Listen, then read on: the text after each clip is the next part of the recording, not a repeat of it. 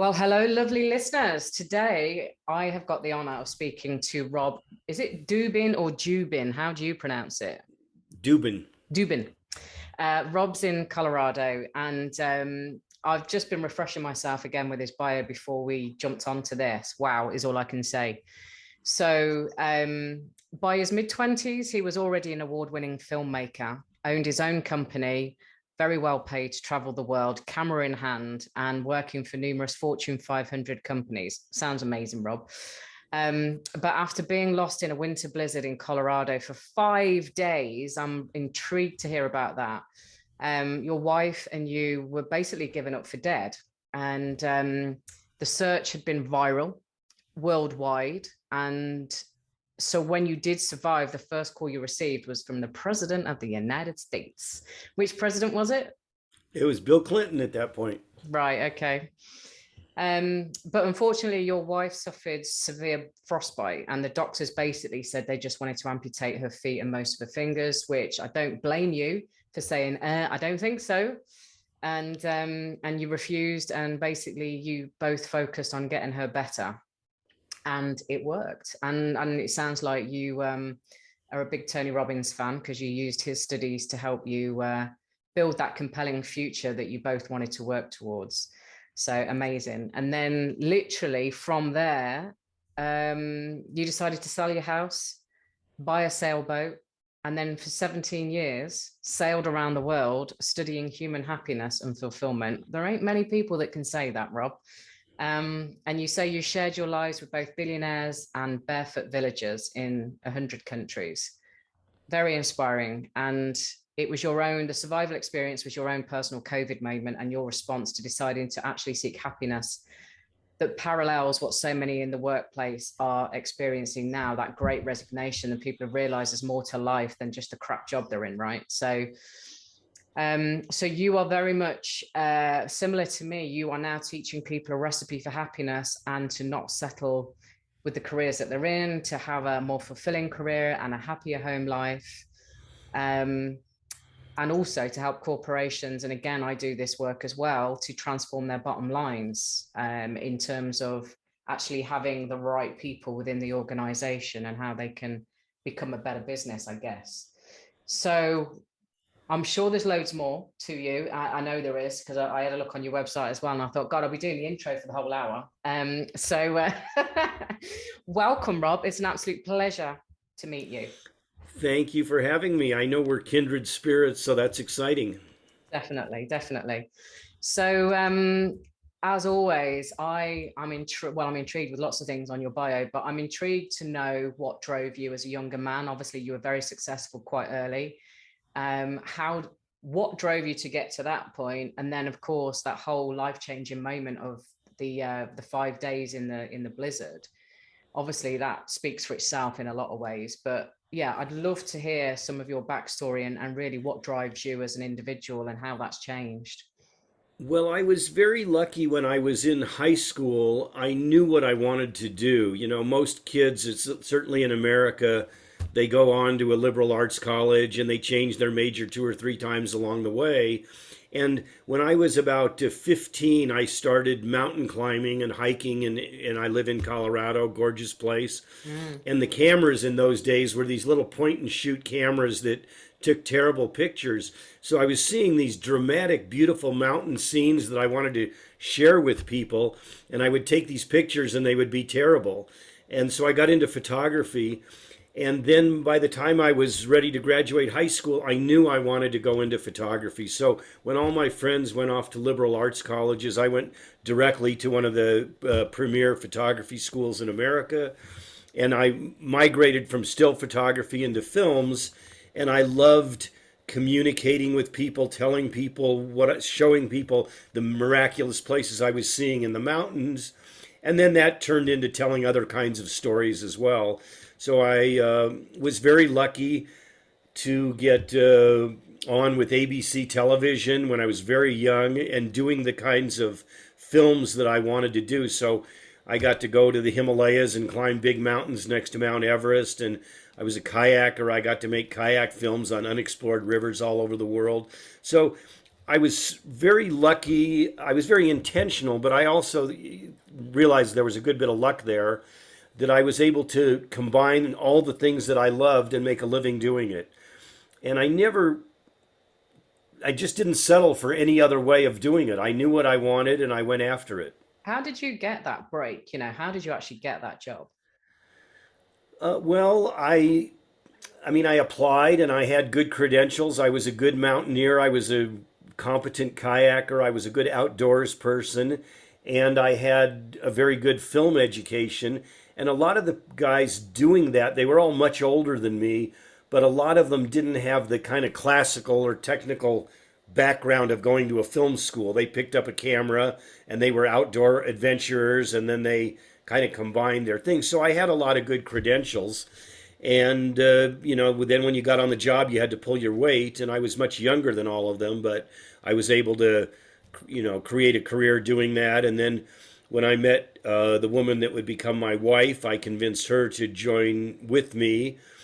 She was a construction superintendent building big condominium projects. And I said, the skill set for producing a condominium and producing a film are the same skill set, multitasking and keeping a bunch of balls in the air at the same time and being really good with people. So she joined me, and then we continued to do that same thing. We continued to make the kinds of films we wanted to make.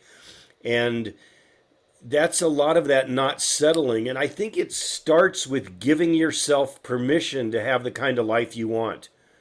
Telling yourself that not only can you have that, but you deserve to have that.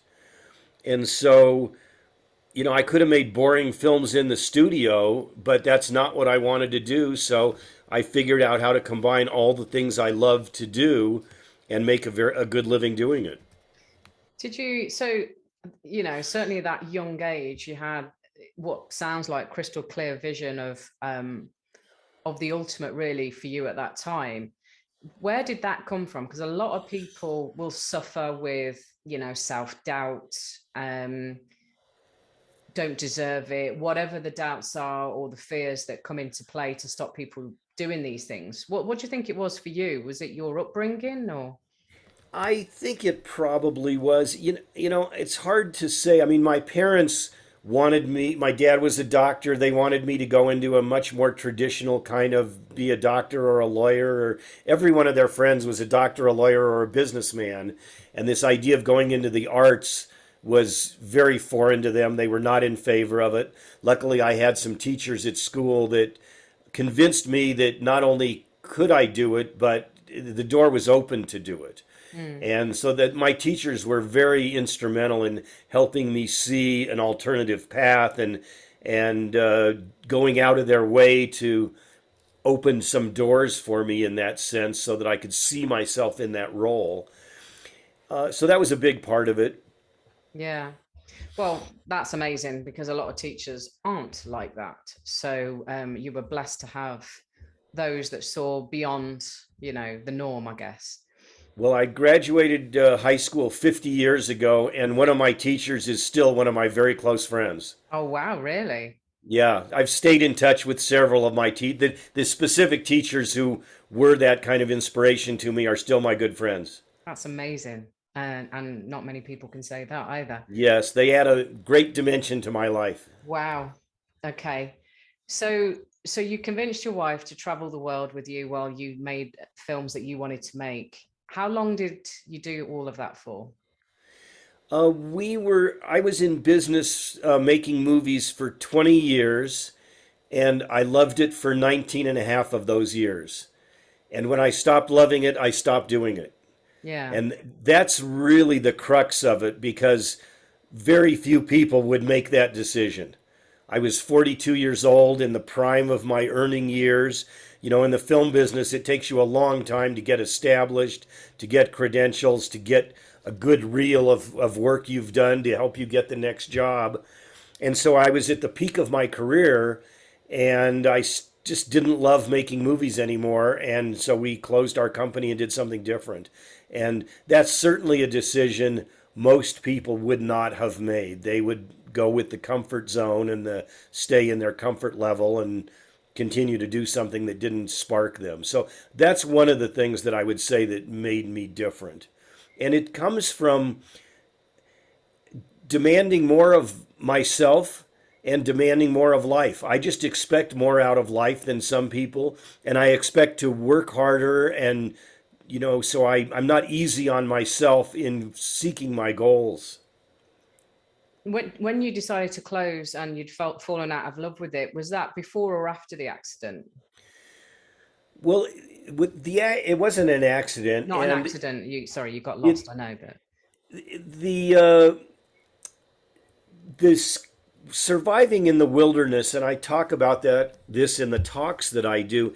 It sounds incredibly dramatic, and it was very dramatic, but not really for us. It was dramatic for all of our family and friends, but we never questioned the outcome.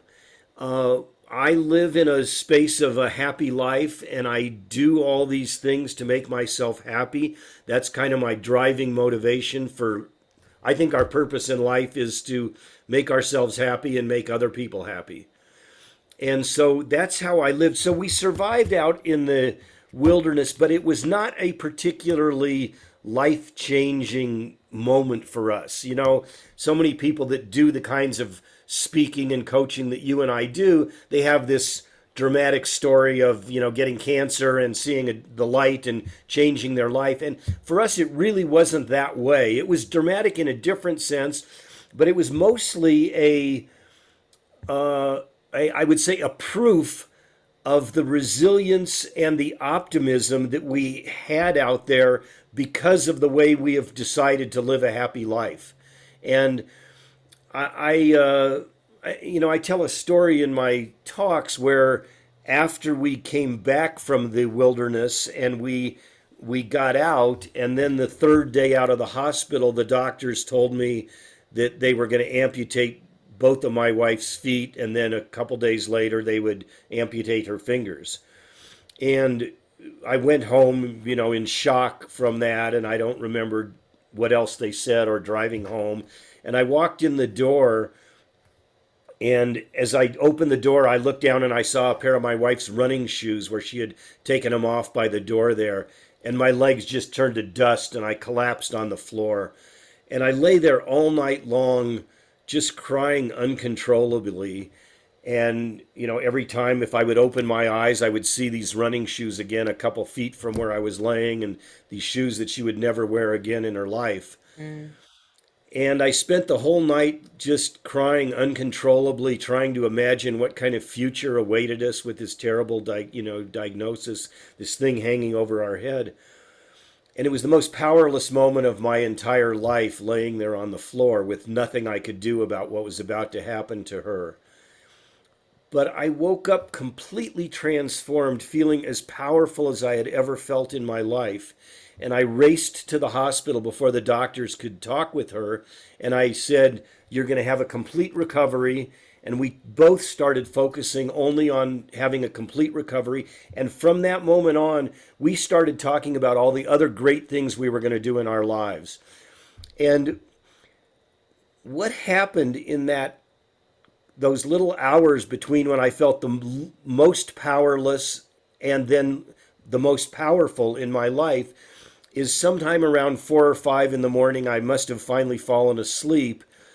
And my subconscious mind took over, and it did exactly what it had been doing my whole life. It decided to be happy. So I decided to be happy, not happy if my wife recovered or happy when she recovered. I just decided to be happy. And so I made that decision subconsciously, and then I acted on it. And I went to the hospital, and then I told her she would have the recovery. When the doctors came in about an hour later to prep her for the surgery, we refused to sign the papers authorizing the amputations. And the threat of amputation hung over our head for almost a whole year, months and months and months of recovery. And all that time, we only focused on our compelling future and on being happy, not when she got better, but being happy right now.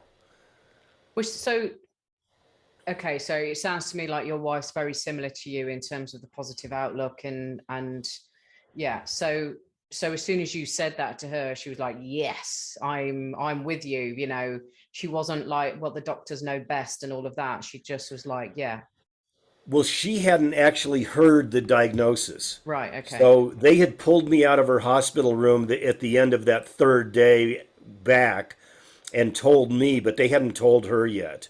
And so I kind of preempted that by just telling her you're going to have a complete recovery, totally focused on that. When the doctors came in a little while later, she's like looking at me, what are they talking about?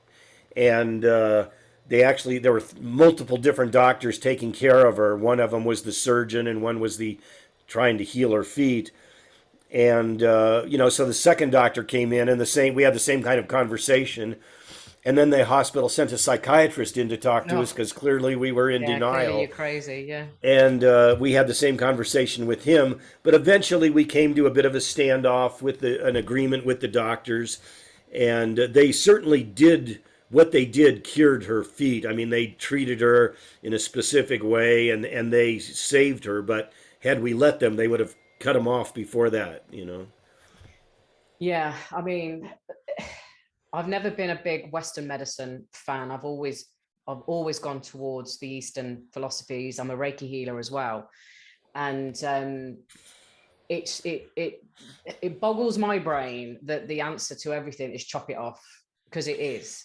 Well, I won't disagree with you, but I will tell you I come from a medical background. My father was a physician.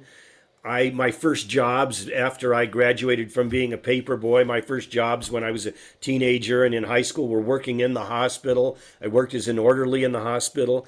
I'm not a particularly bought into Eastern medicine or that sort of thing. So I'm very much in the camp of listening to the doctors, but this was just something different. And Mhm. one of the things that happened, Tony Robbins had been our mentor, and we had some personal relationships with him. And he called Dee in the hospital, and he talked with her. And one of the things we told the doctor, I guess maybe the psychiatrist, when he was actually listening to us, we said, "Well, we've done Tony Robbins firewalks. I don't know how that works, but I know we did it." And so I don't know how she's going to get healed, but I believe we can do this. And Tony called her in the hospital, and then Tony sent her some tapes of, this was in the cassette tape era, Yeah. of Deepak Chopra, Tony's friend Deepak Chopra, and she listened to these Chopra tapes every day, multiple times a day, working on visualizing rebuilding the cells in her feet that were so damaged, and eventually we did. Have you do you know Dr. Joe Dispenza? I do know Dr. Dispenza. This gets into another story, but at another point in our lives, my wife had a severe closed head injury. She was walking in the crosswalk and got hit by a truck. Wow. And the kid who was next to her on the street said when her head hit the pavement, it sounded like a gunshot going off. Wow. And so I actually had quite a few personal conversations with Dr. Dispenza right after that happened. And I think it was when he was just writing his first book. Mm. So anyway, yes, I am familiar with him, and we talked with him. And anyway, she overcame that as well. Wow, amazing. Yeah, because that's what I was thinking of. I've discovered Dr. Joe about, I don't know, 4 or 5 years ago, something like that. And Breaking the Habit of Being Yourself is one of my favorite books because he just makes it so easy to understand. And he bridges the science and the mysticism, right? So, okay, amazing. Just going back though, how did you get stuck for 5 days? Was it like you were out hiking and all of a sudden this blizzard came, or? Yeah, we were on our way to a backcountry cabin, cross country skiing, and this was in 1993. The weather reporting was nothing like it is today. And this huge storm blew into Colorado, unforecast, and it turned into a total whiteout. And it actually became one of the biggest storms in Colorado history. It caused avalanches all over the state. It trapped people in their cars. It trapped people at the ski areas. And so the national news media was focusing on all this unprecedented storm in Colorado. And then when they heard about the lost skiers, the story went completely viral. And people get lost in the wilderness all the time in Colorado, and they rarely last, if it's a winter time, a day, maybe two at the most. And so for 5 days while they were looking for us, we were out there, and it turned into a whiteout, so we couldn't find the cabin, and we didn't have tents with us. So I was a very experienced mountaineer. I'd climbed in Alaska and in the Himalayas. So I had a lot of the technical skills to survive myself, but we had a whole group of people and some weak links in there, and so it was a different kind of experience. And on day 3, the sheriff announced that the chances of our survival were only 10%. And then on day 4, he came out and said the avalanche conditions were too severe, and they were sending live rescuers after our dead bodies. And then on day 5, he said they were calling off the search, and they would recover our frozen bodies in the springtime. And that was the same day that we ended up getting out. That 5th day, we finally made contact with the rescuers. And we were basically healthy, but my wife had this severe frostbite, and we had spent, it was pretty miserable being out there for going those endless nights with no protection and that sort of thing. But because I've always lived this life I've always made this decision that I'm going to be happy, just like I did in that critical moment that I described. And so sort of the byproducts of living this life of being happy are resilience and optimism. And so when we were out there, we were optimistic, we were still healthy, we were still skiing, breaking trail, trying to get out, and we just never considered any other alternative. There was never going to be any other outcome other than that we were going to get out.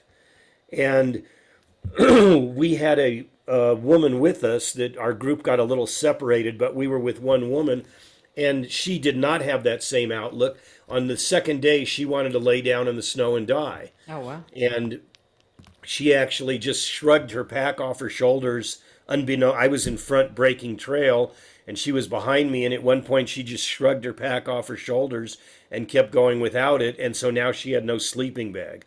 Oh, right. So then when we got to the end of that day and she was still moving, she freaked out about not having a sleeping bag. My wife gave her sleeping bag to this other woman, and my wife and I tried to use my one bag as kind of a little cover for the two of us.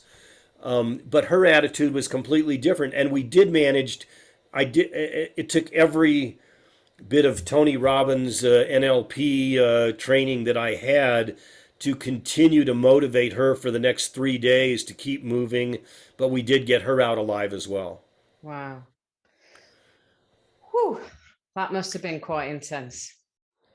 Well, it really wasn't. It's hard for me to describe this because it was a very dramatic episode, but at the exact moment on that 5th day when the sheriff went on television and did a press conference and said, we're closing it down, the search, and we will recover their frozen bodies when the springtime comes.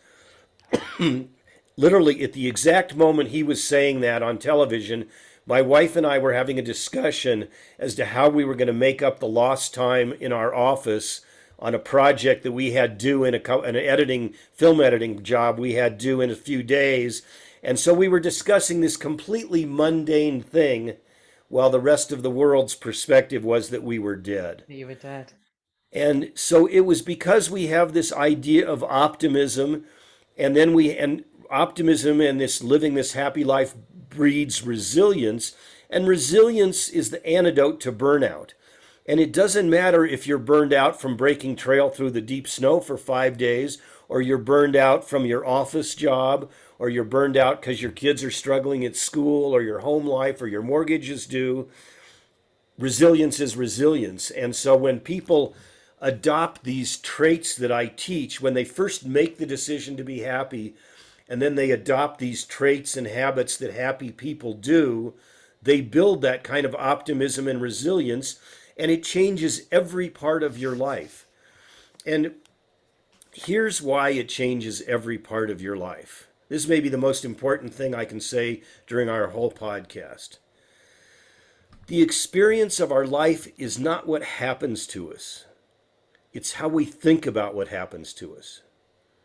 So I'm going to say that one more time. The experience of our life is not what happens to us, it's how we think about what happens to us. And happy people think differently. So the experience of our life was we were in this miserable, terrible storm, freezing all night long. The temperature never got above zero. We shivered violently all night. But we were optimistic. And when we saw the first little glimmer of the sky getting a little lighter and we knew we'd made it through another night, we were grateful.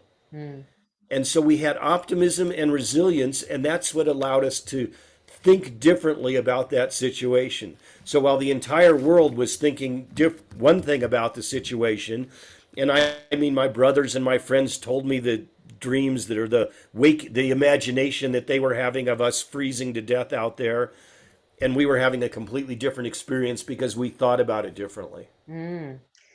That's so powerful. It's not what happens to us, it's how we either react to what happens to us or how we think about what happens to us. And that's something I very often have a conversation with my other half about. He's a left brain logical engineer, and and I'm the complete opposite to that. No logic here whatsoever, Rob. But I'm becoming one of his greatest teachers because he's seeing life differently, and he's realizing that reaction, even if it's a completely, like you say, the thought is always worse than reality. The people that aren't experiencing it thought for all sorts of things, and that just wasn't even true. And that's what people do in their everyday life. Oh, I can't do that because I'll end up homeless and living under a bridge. Well, no, you won't. But that's like the worst case scenario. And it's amazing to hear that you had that resilience. And I'd like to think if I was in that situation, I'd be exactly, I haven't got your mountaineering training, but just the fact that when I went, that must have been whatever, I was thinking about having to keep that woman up that whole time. That must have been like, Jesus, come on, Well, it was everything. Sometimes I commiserated with her, sometimes I cajoled her, sometimes I yelled at her. Yeah. I did every different thing I could think of to, as Tony Robbins would say, interrupt her current pattern and get her into a new place, and it managed to work. One of the things, we haven't really talked about it, but so a year after it took a year for my wife to get healed, but a year after our ski trip, we were with Tony Robbins in Cancun as his guest at one of his programs, and she was dancing in the sand there with 2 feet and 10 fingers and 9.5 toes. And a year after that, we began to put into place this compelling future we had talked about that very first morning in the hospital and at other times since then. And so we sold our home and bought a sailboat, and we took off to go sailing in the Caribbean. And our plan was we were going to spend 3 or 4 years in the Caribbean and then come back to work. And what precipitated us leaving at that point, we had kind of had a 10-year plan in the back of our mind of going sailing, but it's what I said earlier. I had spent 19 and a half years in the film business loving it, and when I stopped loving it, that's when we put in place the plan to go sailing. So we took off to go sailing for 3 or 4 years. Life changed a little bit. We ended up spending 17 years out sailing around the world. And I have given a number of presentations when I first came back that were kind of travelogue-y about our sailing experiences and all of that. And I always try to give people more than just a travelogue, give them some of the life lessons we learned along the way. And the most important life lesson I probably learned was that as we were sailing, every time we got farther out of our comfort zone, we went a little farther afield, a little more remote place. We didn't have as good at charts. We didn't know what we were going to find. Every time we did that and got out of our comfort zone, the rewards were better and better. We had experiences with, where we were the guests of honor at these Fijian feasts in a village that had never had any outsiders visited. They'd never had another sailboat call in their village. Really? Wow. And then we went to another village, and the guy said, "Oh, all the sailboats that come here sign my log. You have to sign the log and, be our guest." And we went in, and I looked at the log, and there had been one other boat, and it was like 12 years earlier. Oh, wow. So, we had these kinds of experiences that were amazing. but it was totally due to the fact that we got further and further from our comfort zone. And that's where all the magic of life lies, is just outside your comfort zone. But this amazing thing happens when I don't. I know we're not on video, but people can imagine what I'm showing you. If you think of your comfort zone as this circle that is around you, and if you push it out 1 foot, say to the north, by trying one more new thing, it doesn't just get bigger by 1 foot to the north, it gets bigger by all 360 degrees. So you took a little tiny step, but your comfort zone expanded by pi r squared, basically, the area of the circle. And so that's really the key to having a fulfilling, extraordinary life, is being willing to get outside of your comfort zone. Completely agree. We're not taught that in school, are we? You know, in terms of your upbringing, in terms of the conditioning and the upbringing of your parents, their grandparents, etc., etc. And it's all very much about keeping your head down, working hard, and not moaning, right? And life's changing, life's definitely changing. And I think, like you say, the Great Resignation has brought in a lot of changes for a lot of people, and it's given a lot of new perspectives as well, which is now fueling this sort of work and fueling more people that want to do more with their life, which is amazing. The comfort zone, it's scary, but it's never as scary as you think it is. I remember Absolutely. just sharing one little thing with you. I went to the Dominican Republic. So I joined an online marketing company a few years ago to become, to quit the job and be my own boss and all that sort of stuff. And we went to this retreat in the Dominican Republic, and I'm scared to death of deep water because I had an accident when I was a kid, and I've never got over that and never addressed it and never wanted to address it. So the deep water thing's always been a thing for me. We went out to this beautiful location. I can't remember what it was called, but it was like crystal blue, like almost in a open cave sort of thing. And everyone's like jumping into this thing, which we were told was so many 100 feet deep and blah, blah, blah. And I'm watching all this and I'm like, no chance, no chance, no chance. And it was nobody else saying anything to me, but I'm just like watching all this fun. And I took my son as well, and he was having a great time. And I was like, it can't be that bad. Nobody's drowned, by the way. Everybody's fine.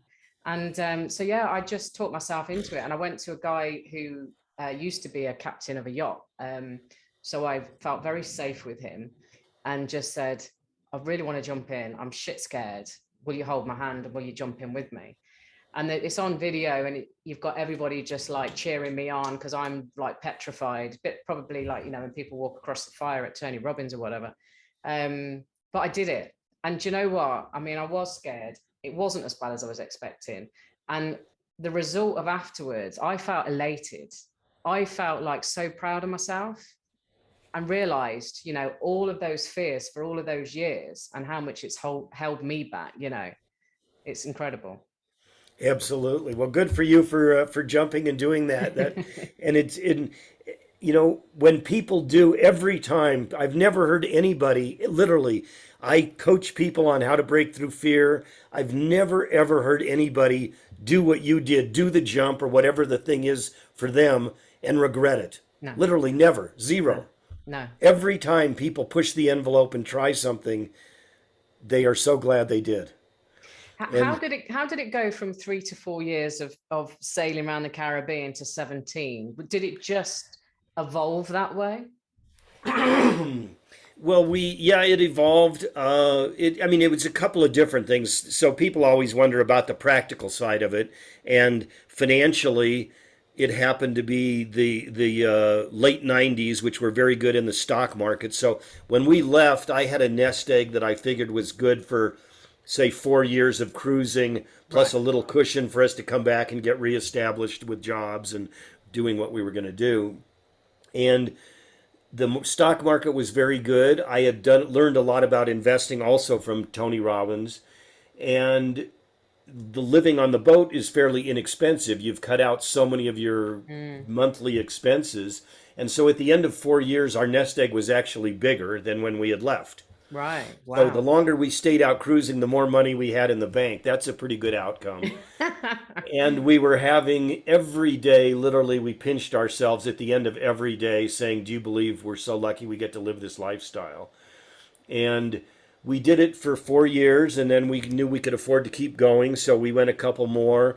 And we ended up spending 7 years all in the Caribbean, all the different islands and along the Central American coast, like near the DR and that sort of thing.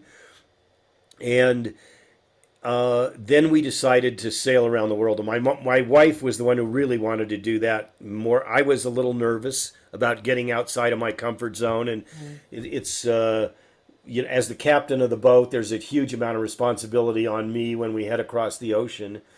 And so, but we had spent 7 years in the Caribbean, and then we decided to circumnavigate the world.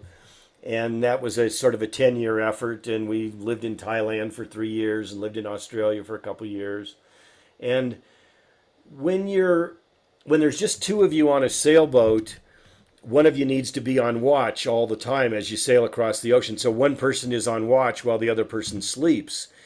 And so you're on watch for 6 hours a day during the day, and then again 6 hours a night, day after day, night after night. And these watches add up to thousands and thousands of hours of meditation and contemplation.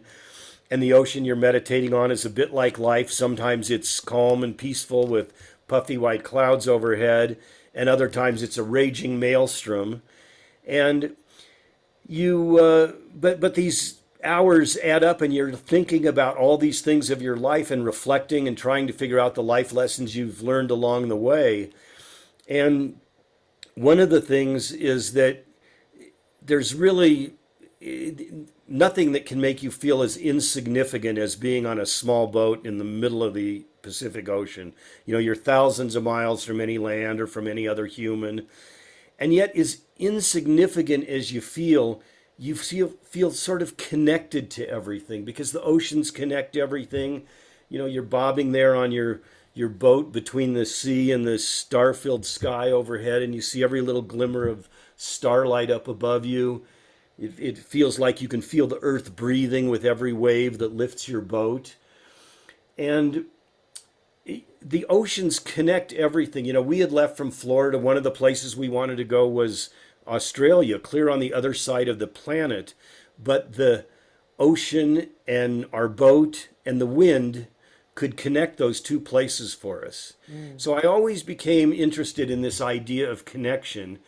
And as a filmmaker, filmmakers and storytellers and authors are always looking for what they call the red thread, or sometimes it's called the through line. And the red thread is the thread that weaves through an entire book or movie or story, and it ties all those pieces together.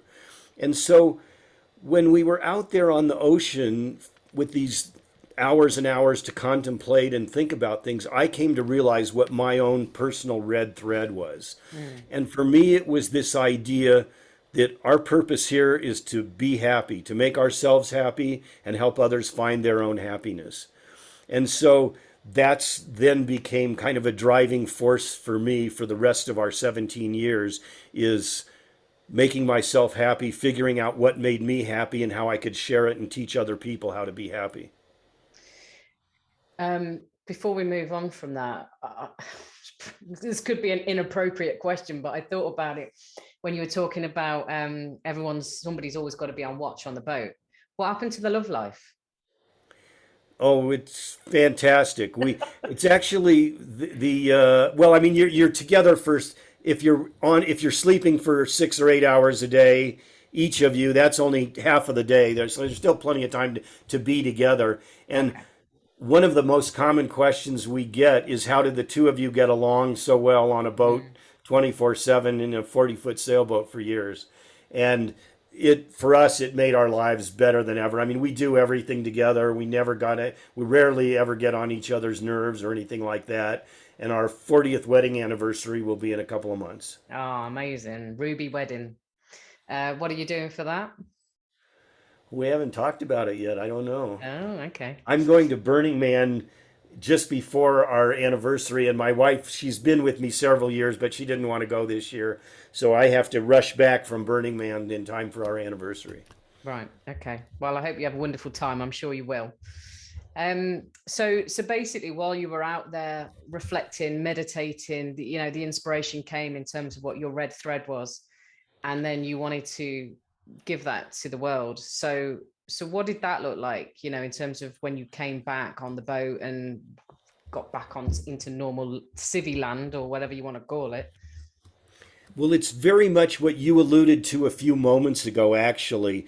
And I think there is this giant silver lining in the pandemic that millions of more people are now looking for a happy life. And it's basically what you said a few minutes ago, that during the pandemic, people started examining their life and saying, why aren't I happy?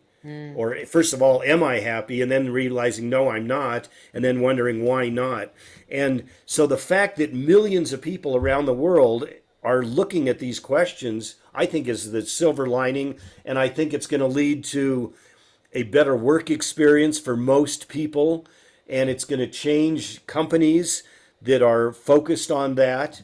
And those companies will be more profitable, because if your employees are happy, they generate more profit for your company. And so I think all of this is the silver lining in the pandemic. And that's what, in answer to your question about my life, so when we came back, I started speaking a little bit and doing some talks, not a lot. I was still retired and enjoying my life. And during the pandemic, the pandemic was very easy for my wife and I. We're financially secure. We didn't have any kids to homeschool. We didn't worry about our job. We didn't have jobs to worry about. So, and we live in a beautiful place up in the mountains where we could go do the things we normally do anyway. But I was aware of how difficult it was for so many of my friends, the younger friends, my friends that have kids and they're homeschooling 2 kids and their job just got cut. And it was just so stressful for so many people. And I was painfully aware of how easy it was for me. And I wouldn't say I felt guilty, but I felt a call to, I know how to be happy, and I know how to teach other people to be happy. So during the pandemic, I really felt a call to do that. And so I started this encore career in my late 60s of being a motivational speaker. And I go into businesses and I teach their employees the skills of happiness, because there's 2 parts. Scientists identify 2 different kinds of happiness.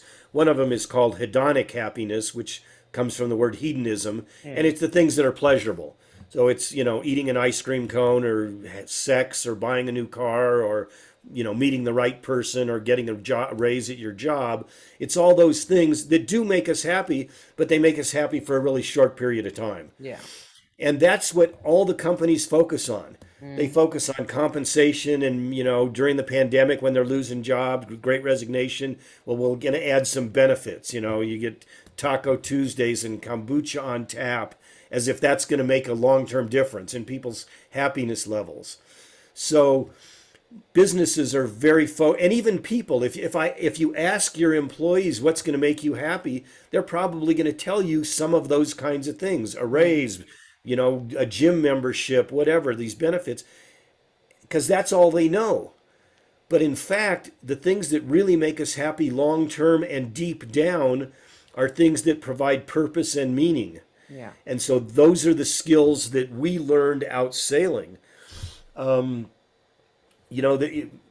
read that line in my bio about spending time with billionaires and barefoot villagers.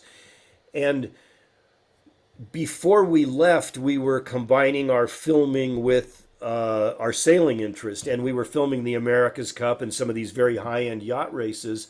And the people that do that are all billionaires and multimillionaires. And their crews sail the boat to the regatta, and they fly in the private jet. And then we would get to go out with them on their boat and film. And we found out that these billionaires were, like, some of them were happy and some weren't. And then a few years later, we were with these barefoot villagers and living in grass shacks in third world countries. And some of them were happy and some weren't. And the percentage wasn't that different than the billionaires. So the billionaires could afford to indulge their hedonic happiness to whatever level they wanted. They could buy whatever and do whatever. And they weren't all that happy. But we were also part of another group, and that was this group of sailors just like us, because the sailing community is very cohesive. You're all going the same place with the trade winds. You're all going away from the hurricane zone during certain months of the year. So you're kind of part of this loose migrating group. Right. And all the sailors out there, this was before the era of the digital nomad. Nobody was out there working. We had all just made the same decision. We had all made a decision to go be happy, and we were doing things every day that made us happy. Nobody was out there trying to race from point A to B. Nobody was building a business. We were just, the goal was to be happy. And this group, almost everybody was happy. So unlike the billionaires and the barefoot villagers that were 50-50, 60-40, whatever, this group of sailors, almost everybody was happy.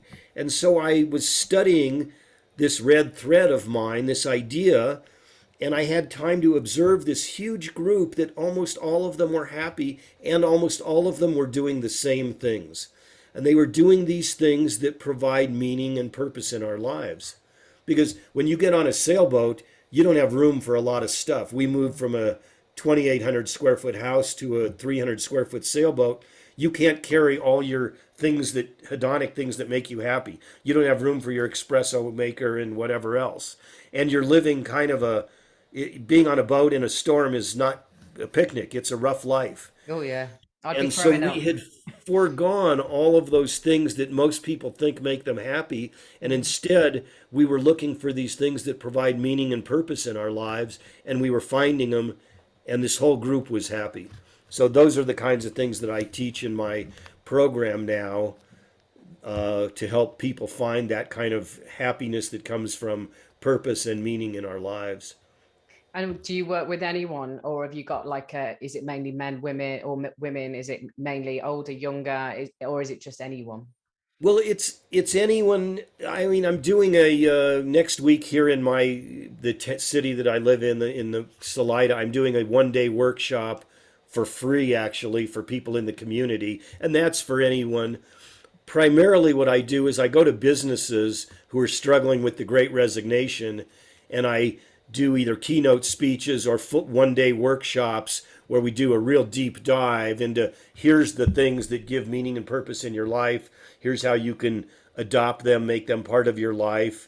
And I do things like you talked about your experience with the water. I do things on how to invent a new story for yourself. So we all have some trauma from our past. And I have a process that I take people through to rewrite their story so that they learn the lesson, but leave the pain behind. And so they can go forward. And, if people, I sort of have a disclaimer. I mean, it's not for people that have real serious trauma. I'm not a mental health professional, but we all have some kind of thing in our past that's preventing us from getting to our future. Something that we tell, some story we tell ourselves. So we work through that. Then we work through things like gratitude and contribution and things that give our life meaning. And I talk about how these insights came to us through sailing. So I tell stories of this happened while we were out sailing. So it's an impactful story. And here's the lesson we learned from it, that kind of thing. Yeah. And as I said, I think that's the silver lining in the pandemic is that more and more people are looking for that. So these companies that are struggling with resignations, they don't know why their employees are leaving, and companies do engagement surveys of their employees, and the typical engagement survey, every question on the engagement survey is some version of how can we make you happier at work? Right. What can we do to make you more fulfilled at work? What can we make you do so you like your job better at work? And if you listen to people that resigned during the pandemic, they all said I was burned out with life. Not my work, but with my life. So if you're a business owner and you're only focusing on some hedonic happiness that's going to affect them 9 to 5, you are not going to be successful in making them happy and keeping them on the job. If you focus on making their whole life better by teaching them how to look at the world with an optimistic viewpoint and building that resilience in so they don't get burned out, and helping them find ways that they can live in gratitude and contribution, people will have better lives, and then they won't be looking to change jobs because they'll be getting meaning from the life that they're currently living. So that's what I do. I go into corporations and I do that kind of training. And how do you find these companies that are suffering, with the great resignation and they're suffering with the stuff? Because as I said to you at the beginning, I'm in a very similar space in as much as coming at it from a slightly different angle. So for us, it's organizations where that small to medium business has grown, the leadership has grown or it's changed or whatever. And there's a different set of values, within each individual that sits at the top of the tree. And there could be arguments, there could be different agendas, there could be all of these things. And because of that confusion and that conflict potentially, then the employees don't know what the values and the vision, the true vision is of the business, and therefore neither do the clients. And so they're not wedded to the vision or the mission, and they're not aligned. So we very much work on the values and the vision and the mission from the top down. And once you get those foundations right, you probably will have some fallout because some staff are not going to relate or be aligned to this new vision. But the vision is actually coming from the right place now, that the values are aligned to all of the leaders as well as the actual business itself. So we work on the same thing, in as much as if you want to reduce your staff attrition, then you've got to get the foundations right. And then some organizations will then put their employees through the program as well, so they can understand what their values and vision and mission is for the world, not just for work, obviously. So it's a very similar thing, but you're coming at it from a holistic happiness, content, looking at life differently. We're looking at it a little bit more specific in terms of values, vision, and mission. How do you find these companies that are suffering in terms of the great resignation? Are they approaching you? Oh, it's both, and I completely agree with your mission. I have friends that do that same thing in the United States that focus on values, and you're right. It has to come from the top down, and it has to go spread out to the employees and to the customer base. And I read a study recently that said 76% of younger people, and it didn't define younger people, but it said 76% of younger workers would take a pay cut to work at a company whose mission aligned with their own values. Absolutely. But that's gigantic. And that's totally the opposite of these companies that think I can keep my employee if I give them Taco Tuesdays and, a gym membership or whatever. So that's what you do is so important. It's different than what I do, but it has the same end result. It makes the business aligned and the alignment all the way down the chain.